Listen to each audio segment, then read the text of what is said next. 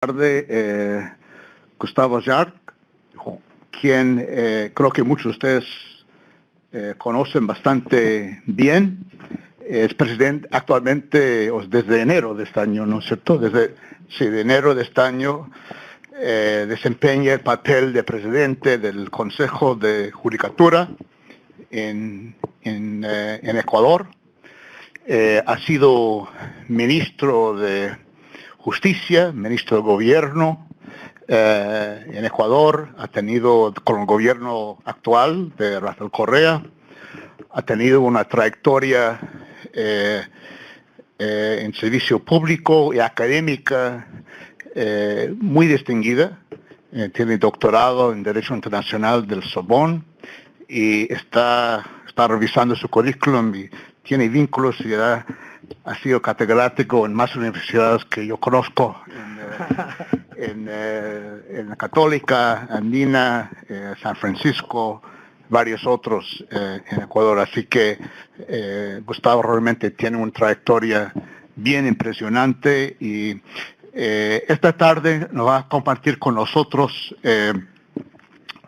algunas de las cosas que está haciendo en el Consejo, los cambios en el gobierno, cuánto ha avanzado, cuáles son los desafíos pendientes, y yo creo que es importante informar a la comunidad aquí en Washington de las cosas que están haciendo dentro del Consejo. Es un cambio prioritario en el gobierno del presidente Correa y creo que es importante difundir de medida posible información de lo que está haciendo. Así que estamos muy contentos de tener Gustavo con nosotros y muy agradecidos por su presencia esta tarde. Para empezar la discusión y comentarios, porque la idea de esta tarde es tener un diálogo sobre estos temas que nos va a plantear Gustavo. Estamos muy contentos de tener a Naldo Posadas con nosotros. Naldo trabaja con el Banco Interamericano de Desarrollo desde el año 98. Él es especialista en temas de poder judicial y tiene muchísima experiencia, tanto académica como práctica en esa materia. Tiene maestría en Derecho Internacional de George Washington University, así que estamos muy contentos de tener a Naldo con nosotros y él va a empezar la discusión con todos ustedes y luego, Naldo, vamos a abrirlo para invitar y alentar sus comentarios, sus aportes a la conversación sobre un tema de actualidad bastante importante. Creo que hay muchos temas, hay muchas preguntas y la idea de esta sesión es tener un intercambio fluido, abierto y que aprendemos lo que está pasando y aprendemos el punto de vista de todos sobre este tema. Así que, Gustavo, muchas gracias por estar con nosotros. Es un gusto tenerlo nuevamente en el diálogo. Gracias, Michael. Buenas tardes con todos y con todas. Realmente un gusto compartir este espacio de reflexión democrática sobre el proceso que vive Ecuador de transformación de la justicia. Es realmente un gran gusto, además, volver con un tema y un espacio de siempre, de toda la vida, de trabajar por el fortalecimiento de la justicia en nuestro país, de volver al Poder Judicial, en el cual trabajé por largo tiempo en un programa de reforma de justicia, en una época en la que era tremendamente difícil tener unos pocos recursos para algo hacer, y volver ahora en un contexto en el que se cuentan con recursos y medios para poder hacer tantas cosas que hacen falta en nuestro país, es realmente satisfactorio. Un ex ministro de Justicia de Colombia, Fernando Carrillo, en un foro internacional reflexionaba en el sentido de que el siglo XIX fue el siglo de los poderes legislativos, donde se consolidaron y se fortalecieron, que el siglo XX fue un siglo más de consolidación de los poderes ejecutivos, y que el siglo XXI tenía que ser el siglo de la consolidación de los poderes judiciales, para la consolidación del sistema democrático en América Latina principalmente. Y creo que suscribo esa frase de Fernando, exministro de Justicia de Colombia, y soy testigo de que en Ecuador esa frase se convierte en una realidad de política pública. Lo digo conociendo el Poder Judicial ecuatoriano por dentro como funcionario del mismo de muchos años, insisto, teniendo muy pocos recursos, escasa voluntad política para implementar el sistema de justicia como lo que es principalmente un servicio público. donde constituya el sistema de justicia el primer refugio de los derechos humanos, de las libertades públicas, un sistema con recursos, con cobertura, con accesibilidad, para que los ciudadanos puedan realmente sentirse protegidos y que sus garantías no queden escritas en una constitución. El Ecuador tiene páginas difíciles en su historia institucional del Poder Judicial. Incluso esto se grafica en una sentencia recientemente emitida por la Corte Interamericana de Derechos Humanos, en la que, como decía en una entrevista a un medio de comunicación hace pocos días, no me sorprende la decisión de la Corte Interamericana, condena al Ecuador a que indemnice a los jueces que fueron ilegalmente destituidos en el año 2004, diciembre del 2004. Yo en ese momento era director del programa de reforma judicial del país, financiado justamente por el Banco Interamericano de Desarrollo, por el Banco Mundial y por USAID. Y renuncié a mi cargo, evidentemente, frente a un hecho que rompía toda norma constitucional. La Corte Constitucional y días antes el Tribunal Constitucional de la época destituidos, por un acto político de confabulación entre un poder ejecutivo y un poder legislativo, como ahora la Corte Interamericana además lo dice. Hechos ocurridos en el 2004. Para mencionar un hecho, una página negra en esa historia de una institucionalidad más bien débil, y que incluso en esas épocas todos nos decíamos, ¿no? Creo que actores políticos, sociales, académicos, de cualquier tendencia, decíamos, claro, esto solo se puede corregir y reinstitucionalizar con una nueva constitución, con una asamblea constituyente que nuevamente rediseñe el sistema institucional. Fue lo que finalmente ocurrió, para ser puntual en esta exposición de pocos minutos, para más bien intercambiar opiniones con ustedes. Ocurrió en el año 2008 con una nueva constitución que rediseñaba la institucionalidad del país y que en relación al Poder Judicial específicamente recogía un poco todas estas experiencias, todos estos hechos históricos donde ya sea el Ejecutivo o el Legislativo tenían injerencias en los nombramientos de jueces, en las destituciones de jueces, y más bien se diseñó un modelo institucional que aparte absolutamente al Ejecutivo y al Legislativo de los procesos de designación de jueces, de la rectoría del sistema disciplinario, del sistema de nombramiento, y más bien apunta a una consolidación de carrera judicial. Yo diría incluso alejándose de otros modelos que funcionan bien en otros países, donde el Ejecutivo tiene injerencias directas, donde el Legislativo aún participa en la destitución de jueces. Hay países donde los ministerios de justicia nombran a los jueces o proponen el número de jueces. En Ecuador se definió un sistema, producto de esa historia, en el que sea el mismo Poder Judicial que se autodepure, sea el mismo Poder Judicial quien nombre a sus jueces, que determine incluso el número de jueces, que maneje su presupuesto. Para eso además se consolidó un sistema en el que se le daba competencias al órgano administrativo, al Consejo de la Judicatura, competencias mucho más claras para administrar y hacer rectoría del sistema de justicia desde el propio Poder Judicial. Los consejos de judicatura en América Latina han tenido diversas historias, unos más exitosos que otros, diversas relaciones interinstitucionales. Un poco el de Ecuador responde justamente a esa historia de injerencias en las que lo que se buscaba con esta nueva constitución es, insisto, tener un órgano propio de la función judicial con todas las competencias presupuestarias, de carrera judicial, de escuela de judicatura y disciplinarias dentro del Poder Judicial. En ese sentido, también dentro de esta breve síntesis de ciertos hechos puntuales recientes de la institucionalidad de la función judicial ecuatoriana, también hubo una consulta popular en mayo del 2011. Esa consulta popular tenía como origen principalmente preocupaciones de seguridad ciudadana. En un país donde, si bien no estamos en niveles de inseguridad, ni siquiera de promedio en América Latina, pero que igualmente se implementan políticas públicas como en todos los países para mejorar esa condición, se visualizaba que a nivel de justicia penal muchos esfuerzos quedaban diluidos en decisiones judiciales, es decir, operativos antidelincuenciales, desarticulación de bandas de crimen organizado, quedaban desarticuladas esas acciones o diluidas en inadecuadas decisiones judiciales, producto de que en nuestra Constitución, y creo que es una buena Constitución, como obra humana evidentemente perfectible, garantista, iba a decir muy garantista, pero creo que no sé, es muy garantista, es una Constitución garantista. Lo que puede pasar es que se usen bien o mal las garantías, ya procesalmente puedan haber malos usos.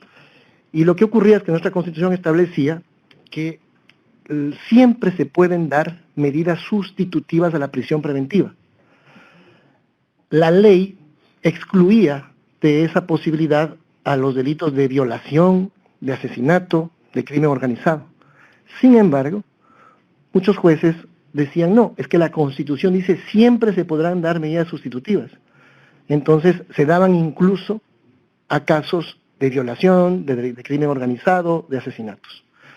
Uno de los elementos de esa consulta popular fue establecer que la prisión preventiva sea excepcional. Es decir, se sustituye el texto, siempre se puede dar, por el texto, la prisión preventiva es excepcional.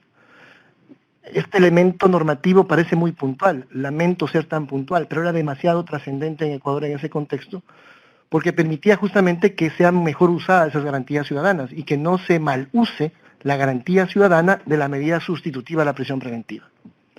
Junto a ese proceso de consulta popular se estableció también que haya un consejo de transición, un consejo de judicatura transitorio, por 1 año y medio, improrrogable, con el objetivo fundamental de que con una inversión pública histórica se mejoren sobre todo las condiciones físicas de las judicaturas.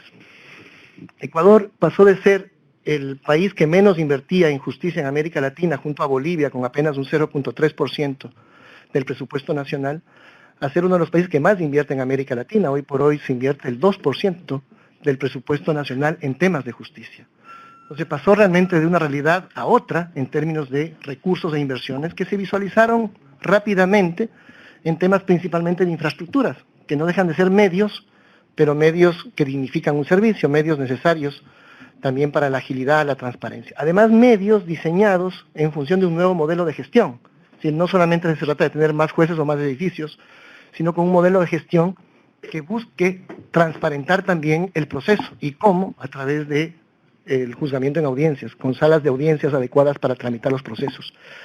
Todavía no ha terminado ese trabajo, se ha avanzado mucho, pero falta todavía mucho por hacer. Se ha invertido históricamente lo que nunca se invirtió en la función judicial, pero falta mucho por hacer. Aún tenemos juzgados donde un tribunal penal está en su despacho, el juez en su despacho tiene al procesado a 2 metros de distancia, a la policía igualmente, al fiscal, en condiciones en las que la audiencia no se realiza adecuadamente. Eso ya ha cambiado, así era hasta hace algún tiempo, pero eso ha cambiado rotundamente. Aún quedan algunos cantones más alejados o pequeños del país donde todavía hay que llegar con esas infraestructuras. Hago énfasis en esto porque la infraestructura es un medio, pero tenemos muy claro que solo es un medio.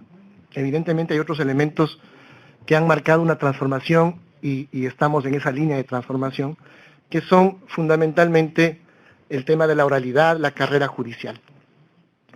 No quisiera extenderme mucho, solamente la verdad es que aparte que el tema nos apasiona, sé que el tiempo es escaso, no voy a entrar en muchos detalles, me apoyaré rápidamente con unas muy pocas láminas para visualizar a través de cifras ciertos elementos de impacto. En simplemente un pequeño resumen de lo que significó nuestro plan estratégico. Pasó este consejo transitorio de 1 año y medio, se hizo una inversión fuerte sobre todo en infraestructuras, y llegó el primer consejo de la judicatura definitivo. Digo el primero porque la Constitución del año 2008 establece un nuevo diseño institucional, un nuevo consejo de judicatura, pero primero hubo una transición muy larga con un consejo, luego hubo un consejo transitorio de 1 año y medio, producto de la consulta popular, y este es el primer consejo de la judicatura con las nuevas normas constitucionales que estamos en funciones desde el 23 de enero de este año. Este consejo está integrado por 5 vocales de la judicatura y lo primero que hicimos fue trabajar un plan estratégico con la Fiscalía, con la Corte Nacional de Justicia, con la Defensoría del Pueblo, con la Defensoría Pública y el propio Consejo de la Judicatura. Esas iniciales semanas definieron una hoja de ruta para los próximos 6 años. Es un Consejo de Judicatura que tiene 6 años, un periodo de estabilidad importante para poner en marcha políticas públicas. En ese plan estratégico firmado por todas estas entidades, se establece sobre todo un primer compromiso de trabajo coordinado. Es fundamental respetar la autonomía y la independencia de cada una de las funciones del Estado y de los entes autónomos. La Fiscalía en Ecuador es parte de la función judicial, pero es un ente autónomo. La Defensa Pública es parte de la función judicial, pero es un ente autónomo. Pero dentro de esas autonomías es importante trabajar coordinadamente.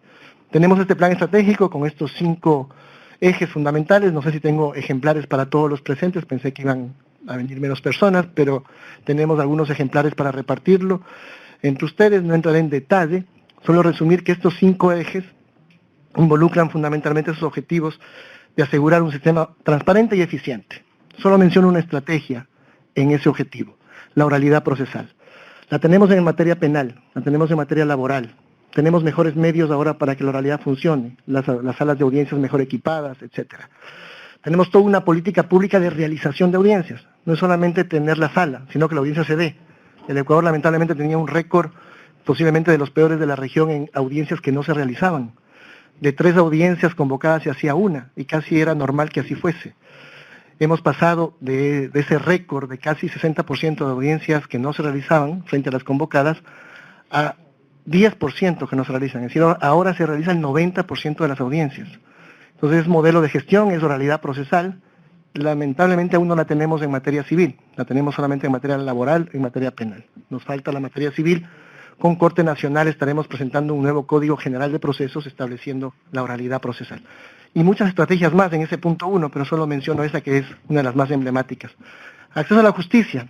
Se trata de diversificar el sistema, no solo ofrecer más de lo mismo, y hacía falta ofrecer más judicaturas, sin duda. El Ecuador tenía una tasa de 5 jueces por cada 100.000 habitantes. Hoy tenemos 10 jueces por cada 100.000 habitantes. Casi hemos duplicado la cobertura de jueces. Pero insisto, no es más de lo mismo. Hay diferentes modelos de gestión y también la diversificación del sistema. Aquí uno de los ejes fundamentales es también la implementación de métodos alternativos de solución de conflictos. En este año hemos pasado de tener 5 centros de mediación a tener 55 centros de mediación. Hemos contratado o nombrado 100 mediadores, una figura que siempre ha estado un poco en el discurso, en el paisaje, pero que no era política pública. Ahora es política pública la mediación, y en cada unidad judicial que estamos creando, en cada nueva infraestructura, se crean centros de mediación para una solución más ágil y óptima, y la diversificación en general del servicio, ¿no?, frente a lo que significa el objetivo del acceso a justicia. El objetivo 3, la mejora permanente del servicio de justicia, tiene que ver fundamentalmente con temas de modernización. Ahí un elemento importante que hoy día conversábamos en el Banco Interamericano de Desarrollo, para nosotros es el 0 papeles. Y les daba un dato interesante. La función judicial ecuatoriana gasta 8 millones de hojas de papel al mes. Es la realidad de la mayor parte de funciones judiciales de América Latina y de las que todavía tienen rezagos de sistemas escritos. Y la manera de liberarnos de esas 8 millones de hojas de papel mensuales, que además tienen un impacto hasta ecológico, será llegar al 0 papeles. Hemos mejorado mucho en el uso de papel, sin duda. Hemos dispuesto que no se transcriban las audiencias, que basta pequeños resúmenes y que por una resolución del Consejo la gente se lleve lo que sucedió en la audiencia en un medio magnetofónico. Y además con la oralidad procesal se complementará un sistema de uso de papel, de 0 papeles, mucho más eficiente. Para eso tenemos que certificar también. Tenemos una entidad certificadora de firma electrónica para que los abogados puedan, incluso desde sus despachos, enviar escritos con una firma electrónica suficiente para que tenga la validez jurídica pertinente. Ya tenemos el marco legal. Evidentemente la parte tecnológica está desarrollándose y la tendremos próximamente. Esto independientemente de que ya hay efectos importantes en la duplicación del número de jueces, en las condiciones de infraestructura y cierta tecnología que ya ha sido implementada. El cuarto punto es trascendental. Igual siempre estamos hablando de medios, pero los medios tienen un fin fundamental, que es la calidad de la justicia. Y uno de los elementos centrales de esta calidad, aparte de la tecnología, evidentemente es el talento humano. Y por lo tanto, ahí uno de los elementos fundamentales es el de la carrera judicial, el de la independencia judicial, el de la calidad de la justicia. Pero cuando se habla de estos temas, siempre puede surgir connotaciones de análisis de opinión, y está muy bien. Pero si lo hacemos más académico o más científico, tendríamos que decir, bueno, ¿y cómo medimos esto? ¿Cómo podemos medir realmente, más allá de impresiones, el tema de la independencia judicial? Uno de los elementos donde se consolida y se vuelve más tangible el elemento de independencia judicial, sin duda, más allá de los elementos normativos de la independencia normativa, es la operativa. Es decir, jueces que respondan operativamente a sus conciencias en función de una carrera judicial. Y ese es uno de los elementos centrales del trabajo que estamos desarrollando.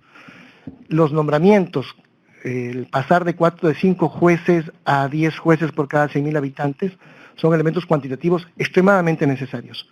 Pero el proceso, la manera, la forma en las que estas personas fueron designadas, yo diría por primera vez, realmente, bajo procesos totalmente meritocráticos, con posibilidad de impugnación ciudadana, los nombres de las personas que forman parte de estos procesos se publican, la gente puede presentar las impugnaciones pertinentes, luego de exámenes psicológicos, prácticos y teóricos, entran a una escuela, y luego de esa escuela hay una formación inicialmente de una temporalidad aún en desarrollo.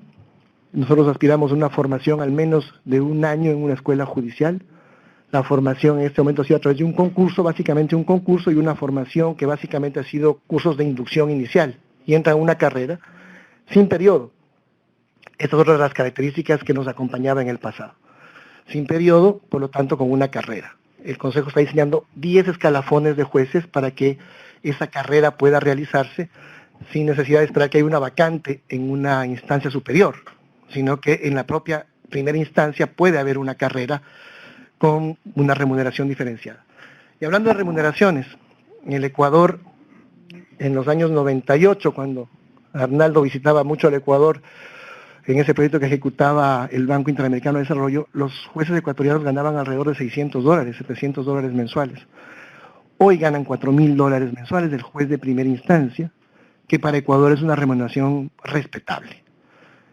Por lo tanto, también a nivel de remuneraciones se ha mejorado ostensiblemente en procesos de capacitación, de carrera judicial, que insistimos, y ese es uno de los ejes que nos parece de los más importantes. Hemos creado la Escuela de la Función Judicial, anhelo de muchos años en el Ecuador, finalmente está operativa, y es a través de esa escuela que se producen los procesos de selección, también de fiscales e incluso de notarios. El quinto eje de trabajo es combatir la impunidad. Ahí se trata de, bajo el debido proceso, llegar lo más rápidamente posible a sentencia. Los poderes judiciales, sí hay 2 aspectos que sufren de críticas en general, yo diría que en todos los países, o de lo que la gente o los usuarios donde hay disfuncionamiento se queja, es básicamente de 2 cosas. Uno, de la celeridad, y 2, de los eventuales actos de corrupción. La lucha contra la impunidad es fundamental, llegar con agilidad y más rápidamente posible a sentencia, pero sin sacrificar ni el debido proceso ni la certeza. Y estas 2 cosas son fundamentales a ser conciliadas y conciliables, y son conciliables. Es decir, la certeza no puede ser un atentado contra la rapidez, y la rapidez tampoco puede ser un atentado contra la certeza. Y estos 2 elementos se dan, por supuesto, con audiencias públicas donde sean evacuados las diferentes pretensiones de las partes. En un proceso judicial, al final del día, siempre habrá un ganador y un perdedor, y ganadores y perdedores tendrán una opinión sobre el sistema y sobre lo que los jueces han hecho o dicho, pero lo importante es que esto sea dado públicamente, sea ágil, la certeza esté presente y sea transparente. Todo lo que hacemos en lucha contra la impunidad tiene estos elementos y estos condimentos. Pongo un ejemplo concreto sobre el tema penal específicamente y sobre modelos de gestión. Hemos creado unas unidades de flagrancia. Esas unidades de flagrancia tienen una característica, que en la misma infraestructura está el tribunal penal, el juez penal, el fiscal, el defensor público para garantizar el debido proceso, espacio para el aseguramiento de personas, la detención de personas a cargo del Ministerio de Justicia, esa área, espacio para el médico, psicólogo y para el policía judicial. En Ecuador, alrededor del 70% de los delitos en flagrancia terminaban sin sentencia. La famosa puerta giratoria del sistema penal, de personas que ingresan y salen de un sistema sin sentencia, acumulando una detención más. En esas unidades de flagrancia, que ya funcionan en Quito y Guayaquil, la realidad se ha dado la vuelta. Ahora es el 75% de los delitos que terminan con una sentencia en flagrancia, y que si no, pues son declarados no flagrantes o pasan por no ser declarados flagrantes, a una investigación tradicional o normal. En esas unidades de flagrancia, donde hay 6 jueces, las estadísticas realmente son muy alentadoras. Es un modelo que lo vamos a replicar en todos los cantones del país, donde básicamente se ha triplicado la productividad y se ha quintuplicado la celeridad en la tramitación de esos procesos. Lo cual, por supuesto, también conduce a un impacto en la población penitenciaria, que lo veremos en un gráfico en un momento. Entonces tenemos estrategias bajo la perspectiva de lo que en su momento, en los años 90, fin de los 90, al inicio de los 2000, recordarás al Narno, y no sé si también está María Dacolias aquí, les llamamos los planes integrales de reforma judicial. Esos programas, el programa integral de reforma judicial. Aquí esto responde a unas normas constitucionales específicas y a una visión integral del problema. Por supuesto, no es solamente infraestructuras, pero también es necesario dignificar el servicio. Pero esta visión de estos 5 ejes fundamentales lo que buscan justamente es poner en marcha una política pública integralmente en todas las áreas específicas y que tienen los elementos que se han debatido en la región desde hace más de 2 décadas, que tienen que ver con los temas de mediación, justicia de paz, celeridad, oralidad procesal, infraestructuras, salas de audiencias, carrera judicial, por supuesto, y buenas remuneraciones. Y en el Ecuador el salto en poco tiempo ha sido importante. Voy a terminar, porque creo que me dijiste unos 15 o 20 minutos, solo con unas pocas gráficas muy rápidas para más bien tal vez intercambiar con ustedes algunas opiniones. Esta nos muestra hasta el año 2012 el uso de la prisión preventiva y los niveles de sentencia existentes en Ecuador. Fíjense, en el año 2005 teníamos esta realidad, ¿no? El 65%, 63, 65% de los privados de libertad no tenían sentencia y apenas un 37% eran personas privadas de libertad con sentencia. El cruce básicamente se da hacia el año 2010, 2011, donde empieza a haber una realidad justamente al revés. La mayor parte de la población penitenciaria tiene sentencia. En el año 2013 cerraremos incluso con un récord aún mejor, del 60 a 40. Evidentemente el objetivo es aún ser más eficientes en aquello. Y que con agilidad las personas tengan una sentencia, sea esta absolutoria o sea condenatoria. Dentro de los plazos fatales que establece la ley, es decir, 6 meses caduca la prisión preventiva en delitos sancionados con prisión y 1 año en los delitos sancionados con reclusión. En esos tiempos tiene que haber una respuesta del Estado. No se entiende que alguien tenga que estar privado de libertad sin sentencia por largos tiempos. Y por supuesto se use la prisión preventiva como una medida última. Veamos un poco las estadísticas incluso regionales, ¿no? De la tasa de detenidos por cada 100.000 habitantes. Ecuador se encuentra en un nivel más bien bajo de esta tasa, que la tenemos actualizada al año 2011, y que no sufre mayores variaciones en estos últimos años, es decir, de 107 detenidos por cada 100.000 habitantes. Y es cierto que ha crecido. En el año 2004 teníamos 87, pues ha aumentado la tasa de detenidos por cada 100.000 habitantes, y es posible que en el 2012 tengamos algo más de incremento, pero ni siquiera hemos llegado a un promedio latinoamericano. Algunos expertos dicen que estos son efectos, este crecimiento de exitosas reformas en el ámbito procesal penal. Un ejemplo es Chile, que de alguna manera disparó su tasa de habitantes por cada 100.000, su tasa de detenidos por cada 100.000 habitantes, con una reforma procesal penal muy aguda, con muchos recursos, y que involucra también ese efecto, pero que nos tiene aún como país en una tasa de privados de libertad más bien baja en relación a la región, y más aún con indicadores que demuestran que más bien la tasa de personas privadas de libertad sin sentencia ha disminuido ostensiblemente. Este es un elemento que lo quiero mencionar porque no se trata, insisto, solamente de infraestructuras o más jueces, sino de efectividad de la justicia. Y también poderla medir. Y esa medición en el tema de gestión de audiencias, es decir, de realización efectiva de audiencias, también es un indicador que para nosotros es muy significativo. Comparado con el año anterior, Ecuador tenía todavía un 30% de audiencias que fallaban, les mencioné hace un instante, hoy estamos en un 11% en el mes de octubre, y terminado el año estaremos por debajo del 10% de audiencias que fallan. Tal vez para algunos de ustedes esto puede ser una sorpresa, decir, esto es lo más normal, ¿cómo es esto que una audiencia no se dé? Bueno, había esta cultura y por varios elementos. sí podían faltar jueces, ya los hay, podían faltar fiscales, estamos supliendo esa falta, pero con 3 medidas fundamentales se logró corregir esto. Uno, con medidas de coordinación de agendas de audiencias, de la agenda del fiscal, del defensor, del juez, evidentemente. 2, con medidas tecnológicas. Se ha empezado a usar la videoconferencia para la comparecencia de policías, de peritos, con lo cual se evita que la audiencia falle porque no alcanzó a venir un perito, porque un policía fue trasladado a otra provincia y es uno de los testigos principales. Y tercero, con medidas disciplinarias. Es decir, antes no ir a una audiencia no pasaba nada. Ahora, si un abogado no va a una audiencia y no justifica su inasistencia, tendrá que ser y es sancionado por una multa, una sanción administrativa. Y si es que no va, el defensor público podría suplir su presencia. Se convoca, por lo tanto, a defensor privado y a defensor público. Y esa sola política ha hecho que los abogados, hay abogados muy serios en el país, por supuesto, pero los abogados que usaban eso como una estrategia dilatoria del proceso la dejen de usar, porque si no le van a poner un defensor público si es que no va a la audiencia. Insisto, quizás para algunos podría ser como un elemento no muy importante, para nosotros era tremendamente importante, porque había un problema de realización de audiencias y por lo tanto de dilación de la justicia, y en eso hemos tenido resultados muy rápidos con estos modelos de gestión y esas medidas que les acabo de mencionar. Tenemos unas metas, para resumir, los 5 ejes que apenas les he dado una visión extremadamente general de los aspectos de efectividad y eficiencia donde queremos alcanzar.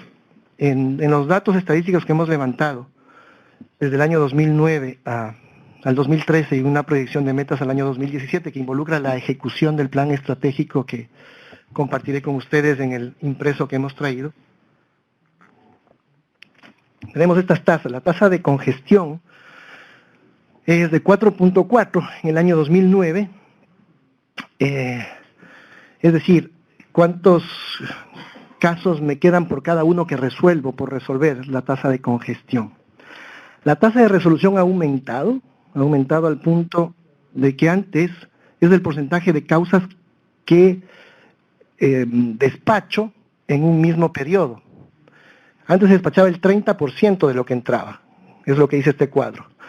El ideal es despachar al menos 1 a 1. Ahora se despacha más de lo que entra, con lo cual tenemos una tasa de descongestión, un impacto en la descongestión, porque estamos despachando más de lo que entra. Evidentemente el acumulado es lo que no nos tiene al día, es lo que demuestra la tasa de pendencia. La tasa de pendencia es la medición de si hoy cierro la función judicial y no recibo ni un caso nuevo, con los mismos recursos que tengo, en cuánto tiempo termino.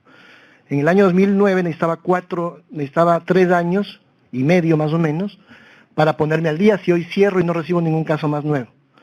La tasa de dependencia ha ido disminuyendo, claro, con más jueces, modelos de gestión, tecnología, el aumento de la tasa de resolución. Pero aún no estamos donde queremos estar, por supuesto. Apenas en este año 2012 hemos hecho un trabajo enorme en este sentido. Los efectos de tener la oralidad procesal van a ser más alentadores, es decir, romper esto más abajo es aún un poco más difícil que lo que ya se ha hecho. O sea, bajar de 4 a 1, a 2, es más fácil que bajar de 2 a 1. Estamos en esa línea, pero necesitamos otras herramientas nuevas, también de diseño procesal, como la oralidad procesal, y con la Corte Nacional de Justicia estaremos presentando el próximo año a la Asamblea Nacional un nuevo proyecto de Código General de Procesos para tener la oralidad en todas las materias. Estamos en este punto cerrando el año, pero insisto, necesitamos llegar al 2017 superando promedios regionales de la tasa de congestión que está en 1.8, la de resolución que está en 0.8 y la dependencia que está en 0.8, y nuestras metas son exigentes, pero necesitamos herramientas adicionales para poner al día al sistema de justicia y tener despachos de entrada y salida que entre lo que sale con eficiencia y en los términos y tiempos establecidos. Cierro el tema simplemente con lo que les mencionaba de las unidades de flagrancia, donde son universos de 6 jueces y un tribunal penal. Antes 6 jueces y un tribunal penal daban 15 sentencias al mes, hoy dan 49 sentencias al mes. Antes lo despachaban en promedio en 191 días, hoy lo hacen en 47 días, sobre todo por el tema del impacto del modelo de gestión. Y algo más, este modelo de gestión de las unidades de flagrancia, lo que han permitido también es que los acusados de un delito se acojan al procedimiento abreviado, que es voluntario hacerlo, al simplificado o al abreviado.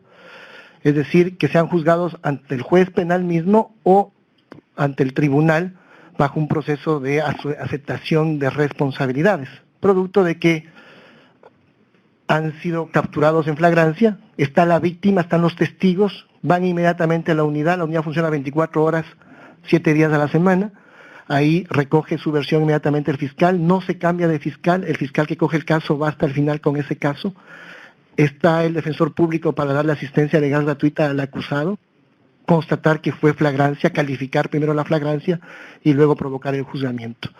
En esas condiciones, un detenido prefiere en muchos casos acogerse al abreviado y no ir a tribunal, donde podría recibir una sentencia, por ejemplo, de 4 o 5 años en delitos contra la propiedad, prefiere ser sentenciado con una sentencia menor en el proceso abreviado y recibir 1 año y medio, 2 años de sentencia, pero bajo un proceso rápido al cual se acoge voluntariamente, que es el procedimiento abreviado. Antes, esa figura existente desde el año 2001 con el nuevo Código Penal, procedimiento penal, no se usaba casi. En estas unidades de flagrancia se usa. Hay muchos temas más por comentar, muchas cosas más por hacer, sin duda, en Ecuador, pero creo que en poco tiempo, con marcos constitucionales nuevos y con recursos que antes no tenía la función judicial, se ha podido avanzar ostensiblemente. Faltan elementos por realizar, por supuesto, y somos autoexigentes, sabemos que hay elementos que pueden ser, hay datos, como yo mismo os he presentado, metas que todavía queremos alcanzar, pero hay un camino trazado en todas y cada una de estas líneas que representan una visión integral de la situación. No me alargo más, ahora sí, Michael, y muchas gracias. Bueno, muchas gracias, Gustavo. Muy interesante, de verdad. Y ahora vamos a empezar la discusión con 5 minutos de comentarios para arrancar a Ronaldo. Yo quería, pido disculpas que me dio al inicio a reconocer y agradecer al embajador Arceli y todos los otros amigos y amigas de la embajada. Muchas gracias por su participación, y también quería mencionar que esta sesión está con traducción simultánea. Yo sé que algunos están aprovechando, pero casi no hay nadie que hable inglés en Washington, entonces no da lo mismo, ya ha cambiado mucho. Ronaldo. Muchas gracias, Marco. Y gracias, Gustavo, por esa primera presentación. Para mí es realmente un gran placer estar acá en esta oportunidad con ustedes. Como contaba Gustavo, nosotros nos conocemos desde los tiempos de Projusticia, en el que una pequeña pero famosa unidad estaba tratando de impulsar ciertas reformas desde los, digamos, marcos medios de la Administración de Justicia ecuatoriana, y pues hoy nos vemos con el antiguo director de Projusticia al frente del Consejo de la Judicatura. Muy prometedor este tiempo para el Ecuador. Yo creo que las credenciales de Gustavo como reformador están más que probadas, así que estamos viendo pues con mucho optimismo este periodo que ha comenzado con la nueva administración del Consejo de la Judicatura. Ahora, yo creo que es una oportunidad también para revisar temas con los que hemos conversado por mucho tiempo, Gustavo, pero que pues siguen siendo vigentes y pueden tener relevancia para este proceso que comienza. Son temas que el banco ha visto de alguna manera en toda la región. No estoy hablando necesariamente de Ecuador en todos estos casos, pero son retos que hay que tomar en cuenta y mantener conciencia de ellos, porque presentan dificultades peculiares para cualquier reforma de sector justicia. Algunas tienen que ver con las características intrínsecas del objeto de reforma. Aquí estamos hablando del Poder Judicial y otros agentes en el sector que tienen pues ciertas características peculiares que son distintas a otras áreas del sector público. Y bueno, también hemos tenido ya oportunidad, hemos visto esfuerzos de reforma en la región por más de 2 décadas. Ya hay algunas lecciones que podemos recordar y tomar en cuenta para el futuro. En cuanto al primer digamos, un grupo de características a tomar en cuenta. Yo creo que tenemos que, es importante mantener conciencia y Gustavo lo mencionaba, la independencia de los actores. Estamos hablando de actores independientes entre sí, entre los cuales no hay necesariamente claras relaciones de jerarquía, y sin embargo la reforma requiere del esfuerzo conjunto de todos. Entonces esto pues presenta unas características muy especiales que debemos siempre mantener presente. Hay un plan en efectivo efectivamente un plan sectorial. Esto es efectivamente un muy buen punto de partida. El reto está en hacer seguimiento conjunto, en mantener algún tipo de instancia en la que los actores pueden discutir constantemente y hacer seguimiento de la consecución de las metas, conversar, discutir y asignar roles para cumplir con ciertos objetivos. Estos son ejercicios muy sanos, pero muy complicados. Esto representa un gran reto para cualquier país que se enfrente a esta reforma, a este tipo de reformas, ya que hay ciertos incentivos a que todos lo sabemos, todos lo que hemos visto, digamos, instituciones del sector público, hemos visto que hay una tendencia a mantenerse en su propio, internamente, a mirarse internamente y no ver tanto las necesidades de coordinación. Somos abogados, nuestra profesión es ciertamente formalista en comparación con otras disciplinas. Yo creo que esto es también un reto que nos impone, que se nos presenta. Las reformas son impulsadas por abogados, jueces, etcétera. Hay otras disciplinas a veces interviniendo. En la región no hemos visto que siempre sea así, y los abogados tenemos ciertas tendencias a creer que con una reforma legal se resuelven los problemas, y esto lo hemos visto. Hay muchos casos en la región en la que se hace la reforma legal y luego no hay ningún plan de implementación y no se han hecho realmente análisis de las consecuencias de todo tipo, institucionales, financieras, etcétera, que puede tener una nueva ley. Esto es algo que también vale la pena tomar en cuenta en cualquier reforma, de nuevo, en que intentemos en la región, en el Poder Judicial o en el sector justicia, para ser más precisos. El liderazgo es importante. Sin el liderazgo no se pueden hacer reformas. Sin embargo, también es importante mantener el involucramiento de los cuadros medios de todas estas organizaciones. Esto no siempre se ha hecho. A veces se ha pensado que con el liderazgo es suficiente. Es necesario, pero no es suficiente. Tenemos que tener mucho cuidado en involucrar y que haya un sentido de pertenencia en los cuadros medios de todas estas instituciones, porque después de todo, estos son los actores que van a hacer posible la implementación de las decisiones, y que van a quedar, así cambien los líderes. Y esto es algo que también hemos visto muy extendidamente en la región. Los liderazgos cambian muy frecuentemente. Hay países con este problema más agudo que en otros, pero hay, digamos, cortes supremas que cambian de presidente cada año. Ese tipo de rotación hace dificultoso la sostenibilidad de cualquier reforma. Y bueno, el tema de la independencia judicial es sumamente importante. Es también una característica, yo creo que es uno de los logros con los que la región puede mostrar. De los años 80 para acá hemos visto definitivamente otro tipo de poder judicial en cuanto a la influencia externa de otros poderes sobre sus decisiones. Eso yo creo que es casi pacíficamente aceptado. Sin embargo, esto debe ser acompañado también por mayor rendición de cuentas. Y esto a veces es un debate que no comienza en algunos de nuestros países. Pareciera que buscar rendición de cuentas de los jueces es atentar contra la independencia. Y esto es un equilibrio que no en todos nuestros países se ha podido lograr. Yo creo que, bueno, Gustavo estaba comentando algunas medidas que parecieran que esto está en la mente de los reformadores en Ecuador. Es algo a lo que yo animaría a seguir prestando atención, porque es un reto bastante uniforme en toda la región en cuanto a poderes judiciales que han tratado de reformarse en el pasado. La historia de las reformas en la región es mixta. Nosotros estamos conscientes de que ha habido críticas muy válidas a los procesos anteriores en las últimas 2 décadas. Yo creo que es conveniente tener en cuenta estas lecciones. Ha habido, y esto estoy hablando ya de nuevo, en términos regionales, ha habido quizá poco énfasis en los diagnósticos antes de comenzar la reforma. Se han hecho muchas veces declaraciones un tanto generales de cuáles pueden ser las eficiencias e ineficacias de los poderes sin llegar muy al fondo de cuáles pueden ser los factores contribuyentes a esos problemas. Eso mismo ha creado una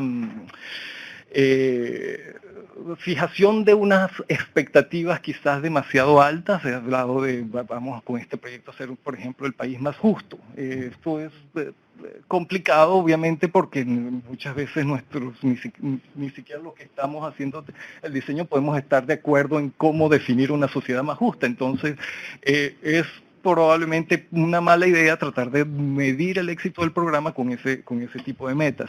Hemos pecado de reduccionismo en muchas oportunidades, grandes ideas que no se busca su implementación a través de acciones concretas.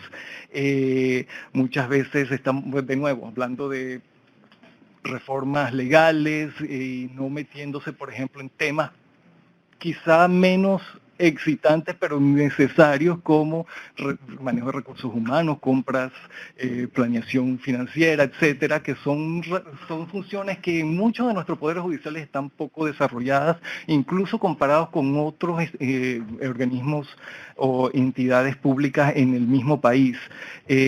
A veces nuestros proyectos han confundido un poco los medios con los fines, mucho énfasis en entrenamiento, infraestructura, sistemas que son necesarios siempre y cuando nos lleven a un resultado, digamos, más elevado, o sea, siempre recordar por qué estamos haciendo estas inversiones. Ha sido un poco un círculo en el pasado, nuestra medición de los logros de nuestros proyectos a través de la entrega de ese tipo de productos y no llegar un poco más allá a ver en qué se ha traducido esa inversión, esas mejoras en cuanto a los productos que se obtienen. Los planes estratégicos a veces han carecido de cierta priorización de actividades, cuando a veces tenemos, sobre todo en planes estratégicos muy inclusivos, que así deben ser. Eso, sin embargo, crea ciertas dificultades para hacer prioridades. Para que algo sea verdaderamente prioritario, tiene que haber decidido de algunas acciones antes de otras, y tiene que decidir no solamente lo que va a hacer, sino lo que no va a hacer, y esa parte a veces no la tenemos en nuestros planes estratégicos, y esto pareciera apuntar a que estamos presentando un conjunto de acciones deseables, pero que quizás no están bien pensadas en cuanto a la secuencia en la que se van a lograr y para qué se están haciendo prioritarias. Fernando, porque tenemos que ir a la... Perdón, sí, disculpa. Una última cosa, okay. Mea culpa de nuestras instituciones, duplicación de esfuerzos. Tenemos que hacer mejor coordinación, no solamente entre las entidades al interior de los sectores de justicia, sino también nosotros los cooperantes internacionales tenemos que asegurar que no estamos duplicando acciones, porque a veces llegamos de varias fuentes con el mismo programa. Muy bien, muchas gracias. Disculpa, perdón, Nando, muy bueno. Bueno, ahora tenemos como media hora y vamos a abrirlo a discusión, comentarios. Le pido, por favor, que se identifique, que sea muy breve, muy conciso, porque creo que vamos a aprovechar, creo que hay mucha gente que quiere participar en esta conversación, y entonces que sea muy concisa y puede hacer un comentario, pregunta, dirigirlo a Gustavo, Nando, lo que usted quiera. Vamos a empezar. Gracias, presidente Chifter. ¿Puede esperar el micrófono? Sí, cómo no. Gracias, presidente Chifter. Saludos al doctor Yang. Saludos. He venido desde el Ecuador para poder conversar con usted. En el Ecuador ha sido imposible. Su nombre. Enrique Herrería, del Observatorio de Derechos y Justicia del Ecuador. Gracias. En noviembre del año 2011, el presidente de la República del Ecuador, el economista Rafael Correa, contrató una veeduría internacional presidida por el ex juez español Baltasar Garzón, para que supervise un proceso de designación de la Corte Nacional de Justicia del Ecuador. Ese proceso culminó y en diciembre del 2012, hace casi un año, ya se hizo el informe correspondiente y el informe determinó dos cosas gravísimas. Yo reconozco lo que acaba de decir el doctor Yalp, hay una inversión enorme en recursos para el Estado. Como nunca ha habido plata en el Ecuador, se han hecho inversiones importantes en infraestructura. Pero no he hablado lo de fondo. Lo de fondo es la carencia de independencia del sistema de justicia. Y no lo informo yo, no lo asevero yo. Yo le voy a dejar al presidente Shifter este informe de Baltasar Garzón, en el cual determina dos cosas. La primera, que una buena cantidad de magistrados de la Corte Nacional de Justicia del Ecuador, estamos hablando de la Corte Suprema de Justicia del Ecuador, y una buena cantidad también de jueces inferiores, fueron designados mediante un procedimiento espurio. No tenían los merecimientos académicos y profesionales para ser designados. Y el señor Baltasar Garzón, que presidía esta veeduría que estaba conformada por disposición del señor presidente Rafael Correa, pidió que se revisen esos nombramientos. Y esa decisión le correspondía hacerla a la Corte Nacional de Justicia o al Consejo de la Judicatura. Ha pasado más de un año desde el informe y continúan ejerciendo funciones esos magistrados sin las credenciales profesionales y académicas, y precisamente son los magistrados, estos cuestionados por Baltasar Garzón, los que resuelven los casos políticos polémicos del Ecuador. La segunda consideración, para terminar, en el propio informe se sugiere que se deje sin efecto una causal que está en la ley del sistema judicial ecuatoriano, que se llama error inexcusable, por el cual el doctor Yalp suspende, sanciona, destituye, así también como tiene facultad para nombrar, a los magistrados del Ecuador. Y dice el informe de Baltasar Garzón que esa causal de error inexcusable es amplia, injurídica y permite que el Consejo de la Judicatura subjetiva y discrecionalmente sancione a los jueces, particularmente en los cuales hay intereses políticos por parte del Estado ecuatoriano. Yo esto se lo he pedido por escrito al doctor Gustavo Yalp, y acabo de leer unas declaraciones en el diario El Comercio del día de ayer, en los cuales el doctor Yalp dice que ese error inexcusable, que es absolutamente injurídico, él no lo va a derogar y lo va a seguir aplicando en los casos que él interese. Gracias, Enrique. Gracias. Vamos a tomar dos más, sí. Pues José Miguel, pues acá, y luego pasamos a... José Miguel Vivanco, Human Rights Watch. Muchísimo gusto. Yo también quería referirme al informe del doctor Baltasar Garzón, porque si bien lo que ustedes han promovido bajo su liderazgo en el Consejo de la Judicatura pareciera ser orientado a modernizar la justicia, efectivamente, y son necesidades que hay que abordar. Hay un aspecto que es la columna vertebral de cualquier órgano judicial en cualquier parte del mundo, y esa es la garantía de independencia.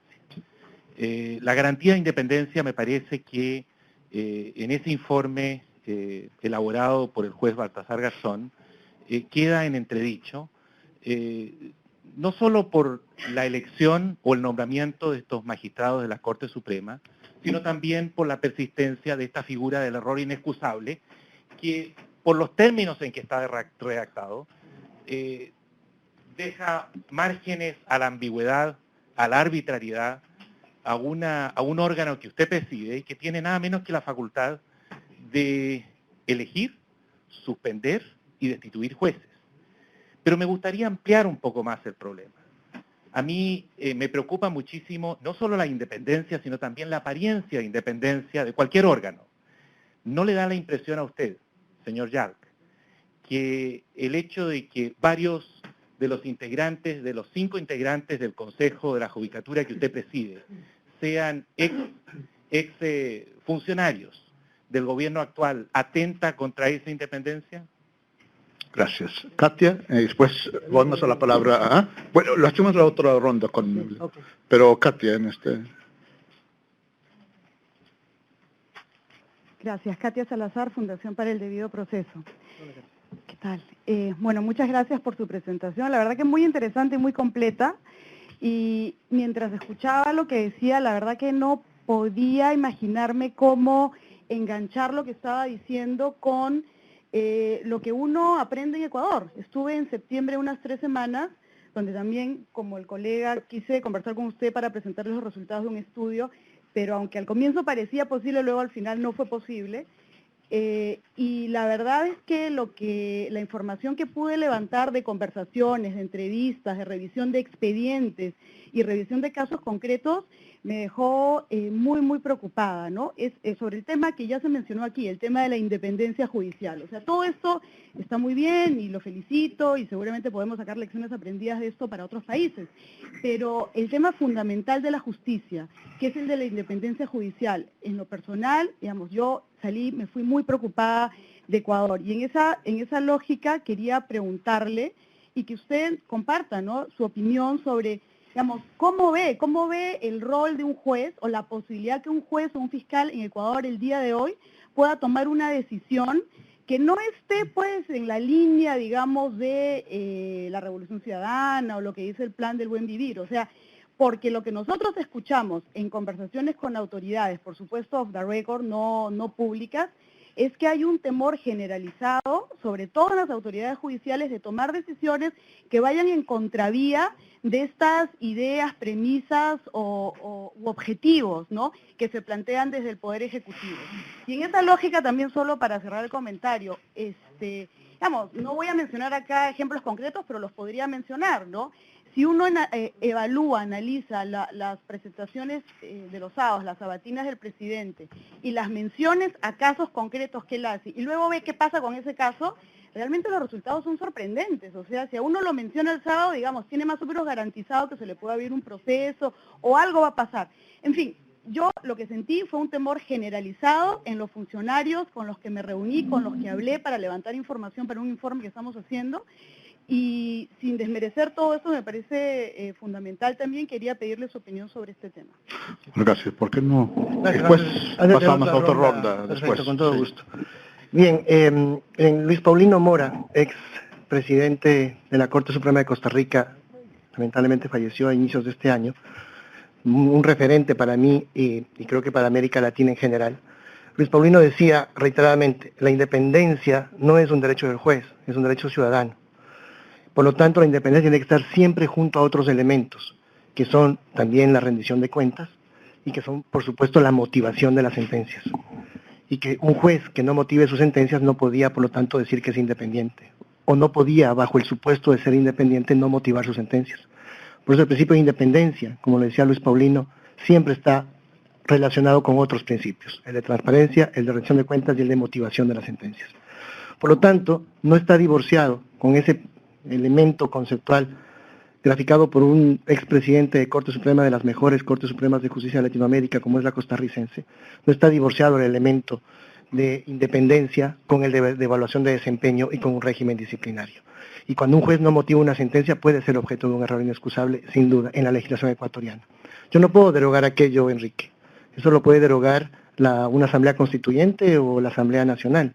Como funcionario público, nosotros tenemos que aplicar lo que las normas dicen y no podemos eludir responsabilidades. Si tenemos un código orgánico de la función judicial que contiene una norma que no es inconstitucional y nadie ha planteado su inconstitucionalidad, porque en mi criterio además no lo es perfectamente constitucional, establece que existen errores inexcusables en los que podría haber falta de motivación suficiente, como lo establece el texto mismo del Código Orgánico de la Función Judicial, y cuyas consecuencias pueden ser de llamados de atención, de multas, de suspensión, o si es que las consecuencias son gravísimas, tangibles, que es parte de lo que doctrinariamente se conoce como error inexcusable, es inexcusable, un error que además produce un daño en muchas cosas, en muchas situaciones, irreparable. Por supuesto, el Consejo también, consecuente con lo que acabo de decir, tiene que motivar sus decisiones.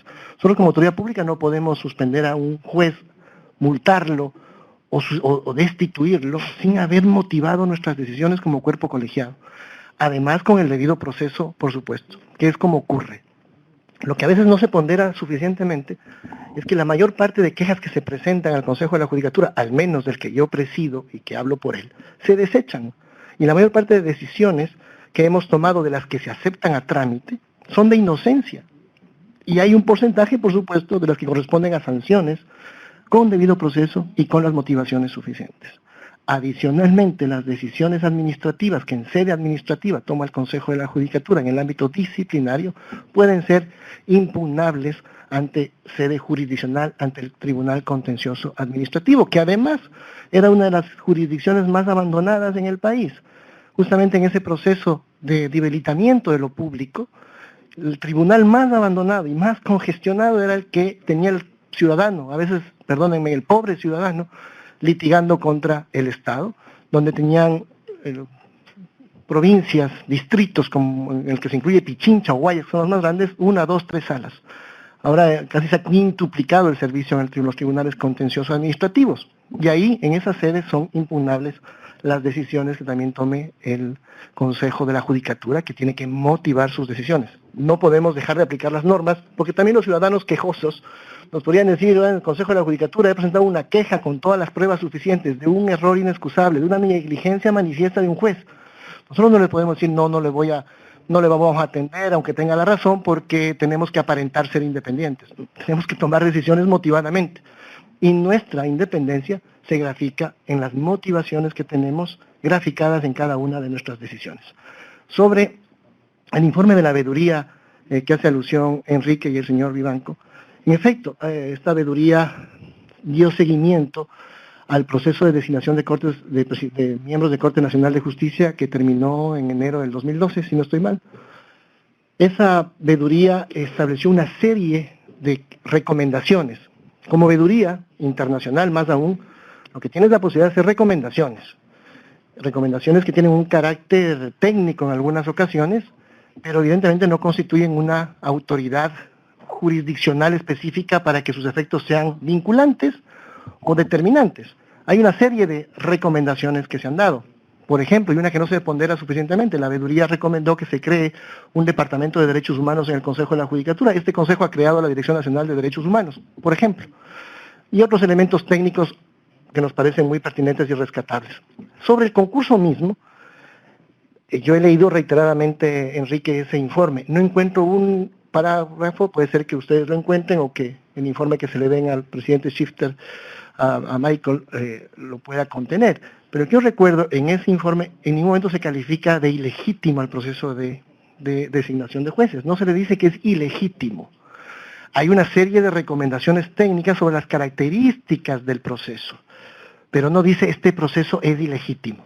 Lo que sí manifiesta es que, estando dado que la veeduría recomienda que a futuro existan en la metodología de designación y de evaluación parámetros adicionales y se eliminen otros que no ilegitiman el proceso, sino que lo perfeccionan y que recomienda hacerlo hace. También dice, si es que estos elementos inexistentes en el actual proceso pudiesen haber perjudicado a alguien, a ese alguien debe dársele todas las garantías y posibilidades para que impugne en sede jurisdiccional los resultados de ese proceso.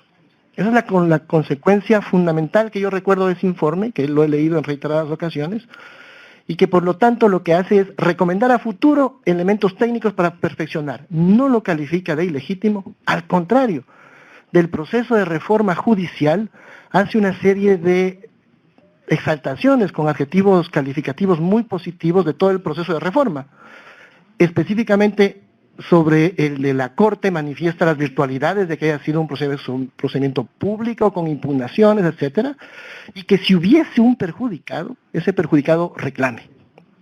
Por supuesto, si existe algún perjudicado, ya ha pasado 1 año y medio desde aquel proceso, próximamente 2 años, creo que la Corte va a cumplir ya 2 años en enero próximo. En este tiempo de 2 años es un tiempo suficiente como para que algún perjudicado presente una reclamación que, por supuesto, de existir los fundamentos suficientes, tendrá que su derecho ser acogido. Pero hasta el momento no se ha presentado ningún perjudicado de aquel proceso. Y sobre la integración, señor Bianco, del Consejo de la Judicatura de Ecuador, sí, esto de ser y parecer, nosotros podemos decir lo que somos y también parecemos. Creo que somos gente honesta, que trabaja en esto hace mucho tiempo y que lo hacemos realmente con pasión y dedicación, con espíritu constructivo. Hemos venido a construir, a ser parte de la construcción de una función judicial independiente, sólida, eficiente. Y a mí me da gusto de que pueda compartir esos criterios con varios de los integrantes de ese proceso, como el doctor Néstor Arbito, con la doctora Karina Peralta, que han sido toda su vida fundamentalmente técnicos, como quien les habla, como yo, que no me considero un político, sí de política pública, pero que trabajamos honestamente, transparentemente y hacemos rendición de cuentas. Nos consideramos y somos independientes, respondemos a nuestra conciencia y por supuesto estamos siempre abiertos para el escrutinio público de las actuaciones que tengamos, ya sea en el campo administrativo, de contratación de fondos públicos o de decisiones disciplinarias que también pueden ser objeto de las revisiones jurisdiccionales o de opinión pública. Nosotros motivamos nuestras decisiones. Muchas gracias. Vamos a tomar otro.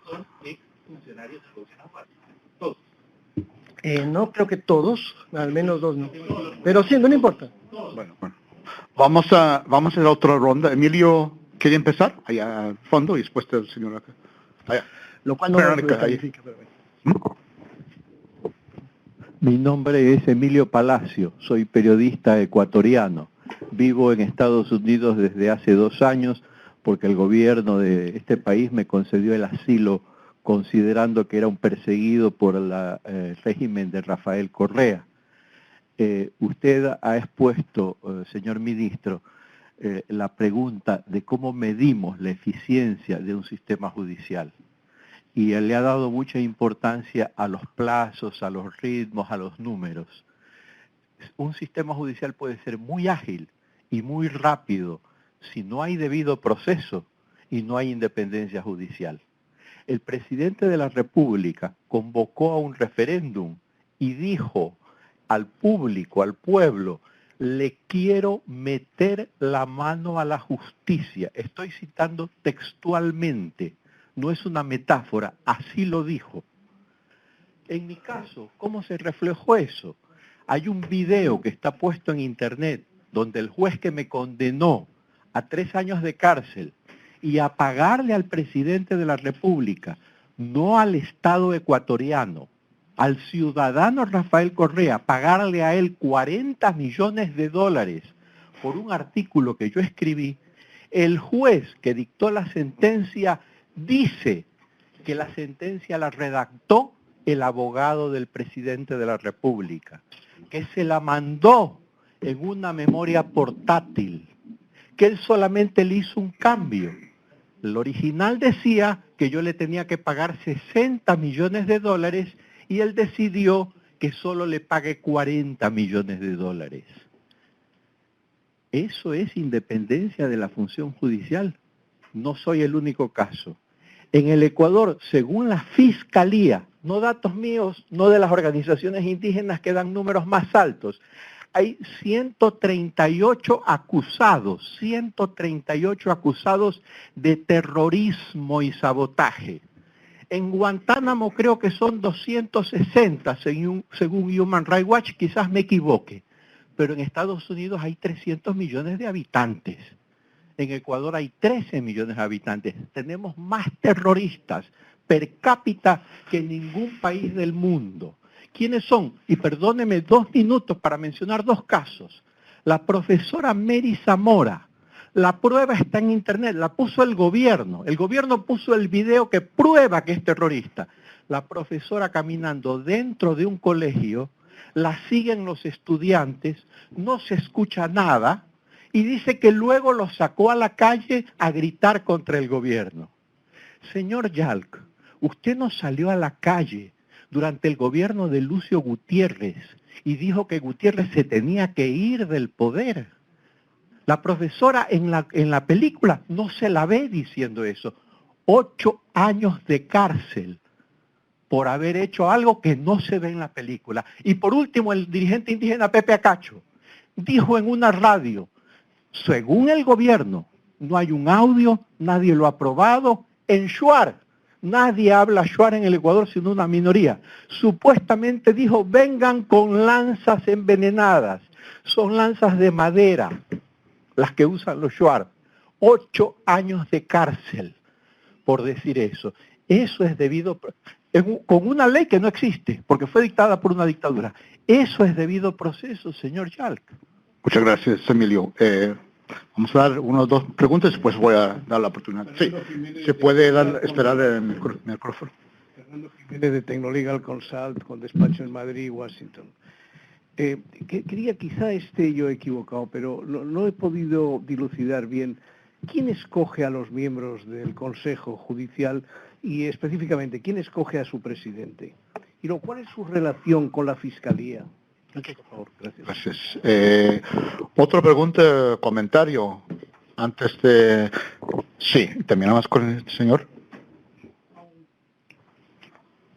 Quiero quejar un comentario rápido. En la página 50 del informe de la veeduría dice claramente, respecto al caso del juez Wilson Merino, dice, primero no se ha llegado a establecer la asignación de 10 puntos adicionales en la fase de mérito, y en segundo lugar dice que el juez, ahora juez, no acredita el ejercicio profesional con copias de demandas, contestaciones, alegatos o sentencias, etcétera, sino que simplemente como su actividad en el derecho él amerita la enseñanza superior en general y no la de abogado en libre ejercicio profesional. ¿No? Es uno de los casos que el informe menciona. Muy bien, muchas gracias. Antes de ofrecer a Gustavo Arnaldo, ¿usted quiere hacer un comentario sobre algún tema o prefiere...? ¿No? No. Ok, entonces, Gustavo, usted tiene la palabra. Bien, voy por la inquietud que nos planteaba de cómo se nombran los miembros del Consejo de la Judicatura y acabando de tal vez responder el tema del origen de los mismos. A ver, el currículum de los miembros del Consejo de la Judicatura es público. Michael acaba de gentilmente leer parte del mío, que yo he sido ministro de Estado, es algo público, no es algo que sea desconocido por las personas, y que yo haya sido funcionario judicial y que haya trabajado en Projusticia durante mucho tiempo también es algo que la gente conoce. Uno de los perfiles para ser miembros del Consejo de la Judicatura es haber ejercido la profesión con probidad, tener un número de años, que ahorita no recuerdo, son 5 o 10, pero seguro que yo supero más que eso, 10 años, más de 10 años de ejercicio profesional y largo, yo tengo muchos más que aquellos y la gente que participa es algún elemento objetivo, pero haberlo hecho con probidad notoria y evidentemente mostrar conocimientos en los temas judiciales y de reforma judicial. No solamente se puede ser abogado para ser miembro del Consejo de la Judicatura, también en otras profesiones afines, que es un poco el diseño institucional más moderno de los consejos de judicatura, que como todos saben, los abogados dicen que no son buenos administradores, yo creo que sí, son profesiones que se pueden combinar bien. Pero en Ecuador se puede ser ingeniero comercial, informático, administrativo, etcétera, una profesión afín a lo que son términos de modernización o administrativos. Y quien nombra es el Consejo de Participación Ciudadana. Esta es una innovación en el diseño institucional del Ecuador, este es un llamado quinto poder, que surgió en el diseño institucional de la nueva Constitución del año 2008, bajo también esas experiencias que en la historia particular del Ecuador se buscaban superar en términos de que la Asamblea como órgano político no debía ser la que nombre ciertos entes de control, porque las experiencias quizás así funciona en muchos países, pero en Ecuador la historia no acompañó el éxito de ese modelo. Y por lo tanto se creó un sistema de un Consejo de Participación Ciudadana que es el organismo que lleva a cabo los procesos de designación, hace los concursos. Y de ese resultado finalmente se designan autoridades de control. Específicamente con el Consejo de la Judicatura hay un diseño adicional, que es que las ternas provienen de varias fuentes. Una terna del presidente de la República, una terna de la Asamblea Nacional, una terna del fiscal general, o de la Fiscalía General, una del Defensor Público y una de la Corte Nacional de Justicia.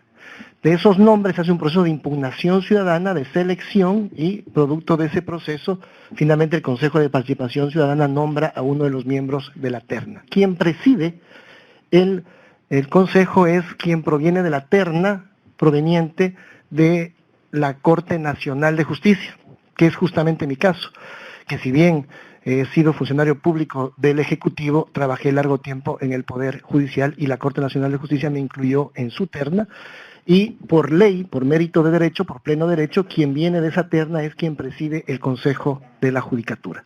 E insisto, los currículos de las personas que ahí trabajan, que han sido parte de ese proceso, es público, y el hecho de haber sido funcionario público de un gobierno u otro no es una condición para no participar en ese proceso, sí acreditar la idoneidad, no ser parte, no haber sido impugnado con pruebas suficientes por parte de cualquier persona por su honestidad o su falta de legitimidad. Eso con relación al Consejo, sus orígenes, su composición. Sus competencias están en la norma. Sobre el tema de terrorismo, debido proceso, lo que decía hace un instante, no se puede sacrificar el debido proceso por la rapidez, pero también es cierto, y el Ecuador ha sufrido más de lo otro, de que tampoco se puede dilatar excesivamente los procesos a cambio de una certeza que nos llega, etcétera. Entonces, ambas cosas son posibles de realizar en un sistema de prestación moderna de servicios, celeridad y certeza. Sobre el tema del terrorismo, en el Ecuador es un Estado de Derecho, no solo porque su Constitución lo dice, porque así están funcionando sus instituciones. En Ecuador, protestar, por lo tanto, es un derecho, y la gente puede protestar, y veo que lo hacen todos los días, con razón o sin ella. Pueden opinar, decir una cosa, con razón o sin ella, con fundamento o sin fundamento, porque protestar es un derecho, porque opinar es un derecho. Y nadie en Ecuador, que yo conozca, ha sido condenado por opinar algo, o por el solo hecho de protestar. Los jueces, insisto, vuelvo a la motivación. Lo que sí es cierto que en Ecuador, lo que no se puede hacer es cometer delitos.